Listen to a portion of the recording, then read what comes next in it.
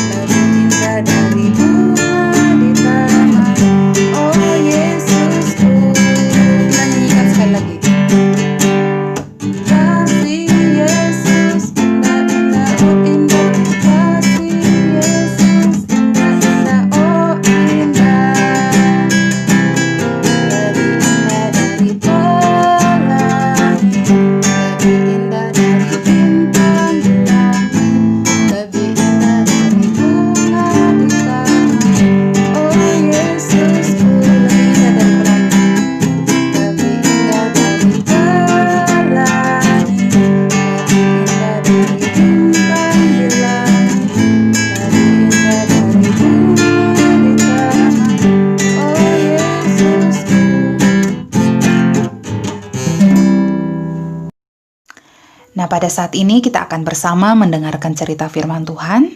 Tetapi sebelum itu, kakak mau ajak setiap kita untuk berdoa terlebih dahulu. Mari kita berdoa. Ya Tuhan, terima kasih untuk kebaikan Tuhan di dalam hidup kami. Kami bersyukur karena Tuhan masih mengizinkan kami untuk dapat beribadah kepada Tuhan. Dan di dalam kesempatan ini ya Tuhan, kami mau bersama mendengarkan cerita firman Tuhan. Kiranya Tuhan tolong setiap kami supaya kami dapat mengerti akan cerita firman Tuhan yang akan kami dengarkan ini. Terima kasih ya Tuhan, di dalam nama Tuhan Yesus kami berdoa. Amin. Adik-adik, minggu lalu setiap kita sudah bersama mendengarkan cerita firman Tuhan tentang Musa yang lahir. Nah, pada hari ini kita akan bersama belajar firman Tuhan tentang bagaimana Tuhan dia memilih Musa untuk menjadi pemimpin bagi bangsa Israel. Walaupun Musa tumbuh besar di istana Firaun dan dibesarkan di antara para bangsawan di istana Mesir, Musa tahu bahwa dia adalah bagian dari bangsa Israel. Dia peduli pada orang Israel. Dia tidak ingin mereka diperbudak. Bahkan suatu kali dia pernah membebaskan seorang Israel ketika dia melihat ada orang Mesir yang memukulinya. Nah, meskipun berita itu terdengar oleh Firaun, Musa dia tahu bahwa dia harus melarikan diri sejauh mungkin supaya dia selamat dari Firaun. Sebab Firaun tidak suka jikalau ada orang yang membela orang Israel. Akhirnya Musa pun pergi meninggalkan Mesir dan dia pergi ke suatu tempat yang bernama Midian. Nah, selama dia tinggal di Midian, Musa dia menikah dan menjadi seorang gembala di sana. Dia menggembalakan domba-domba Yitro, yaitu mertuanya sendiri. Lalu pada suatu hari Musa dia menggiring atau membawa domba-dombanya ini ke padang gurun hingga dia tiba ke suatu gunung yang ada di sana. Nah, pada saat domba-domba itu sedang makan rumput, Musa tiba-tiba melihat nyala api dari tengah-tengah semak duri di padang gurun. Musa melihat bahwa api itu menyala tetapi semak duri tidak hangus terbakar. Lalu Musa berkata, "Aneh sekali." Tetapi dia pun perlahan mendekati semak duri tersebut. Ketika Musa sudah semakin mendekat, lalu tiba-tiba dia mendengar ada suara dari dalam semak tersebut yang memanggil namanya, "Musa, Musa." Ternyata itu suara Allah. Lalu Musa pun menjawab, "Ya Allah." Lalu Allah berkata, "Lepaskanlah kasutmu, sebab tempat di mana engkau berdiri itu adalah tanah yang kudus. Akulah Allah nenek moyangmu, Allah Abraham, Allah Ishak, dan Allah Yakub." Lalu Musa dia pun melepaskan kasutnya, seperti yang Allah perintahkan. Musa tahu bahwa peristiwa Allah memilih untuk berbicara kepadanya itu merupakan peristiwa yang benar-benar istimewa. Allah berkata kepada Musa, "Musa, aku sudah melihat bagaimana umatku, bangsa Israel, begitu sengsara mereka tinggal di tanah Mesir. Untuk itulah aku ingin melepaskan mereka dari tangan orang Mesir, dan aku mengutus engkau untuk membawa mereka keluar dari Mesir." Nah, ketika Musa dia mendengarkan bahwa Allah menyuruh dia untuk membawa bangsa Israel keluar dari Mesir, ternyata Musa ini dia tidak mau pergi. Akan tetapi Allah berkata kepada Musa bahwa dia berjanji akan menyertai Musa. Lalu Musa berkata, "Tuhan, mungkin orang Israel tidak ingat akan engkau. Apa yang harus kukatakan bila mereka bertanya, siapakah yang mengutus aku?" Lalu Allah berfirman kepada Musa, "Ini yang harus kau katakan kepada orang Israel. Akulah aku, telah mengutus aku kepadamu, Tuhan Allah nenek moyangmu. Itulah namaku untuk selama-lamanya dan itulah sebutanku turun-temurun." Nah, Musa masih belum siap untuk pergi. Mungkin dia merasa tidak kuat, tidak cukup berkuasa, atau tidak cukup pandai. Mungkin dia takut terhadap Firaun. Karena itu dia terus memikirkan alasan agar dia tidak pergi. Namun Allah adalah Allah yang sabar dan penuh kasih. Dia memberikan kepada Musa 3 tanda mujizat untuk membuktikan kepada umatnya bahwa dia telah mengutus Musa untuk menjadi pemimpin mereka. Mujizat yang pertama, Allah menyuruh Musa untuk mengambil tongkat gembala dan melemparkannya ke atas tanah. Musa dia taat dan tongkat itu berubah menjadi ular. Lalu Allah menyuruh Musa untuk mengambil dengan memegang ekornya. Musa melakukan seperti apa yang Allah katakan. Allah tidak akan membiarkan ular menggigitnya. Ketika Musa memegang ekor ular tersebut, ternyata ular itu berubah kembali menjadi tongkat. Lalu mujizatnya yang ketiga yaitu Allah menyuruh Musa untuk memasukkan tangannya ke dalam jubahnya. Ketika tangannya ditarik keluar, maka tangannya terjangkit penyakit kusta, penyakit kulit yang mengerikan. Allah memerintahkan Musa untuk memasukkan kembali tangannya ke dalam jubahnya, dan setelah ditariknya keluar lagi, kusta itu telah hilang. Allah sudah menyembuhkannya. Kemudian Allah dia memberikan tanda mujizat yang ketiga kepada Musa. Allah berkata kepada Musa bahwa pada saat di Mesir nanti, Musa harus mengambil air dari sungai Nil dan mencurahkannya di atas tanah yang kering. Allah berkata bahwa air itu pasti akan berubah menjadi darah. Namun Musa dia masih tidak merasa siap untuk pergi. Dia berkata kepada Allah bahwa dia tidak pandai bicara. Tetapi Allah berkata kepada Musa, "Pergi, maka aku akan menyertai lidahmu dan akan mengajarkan kepadamu apa yang harus engkau katakan."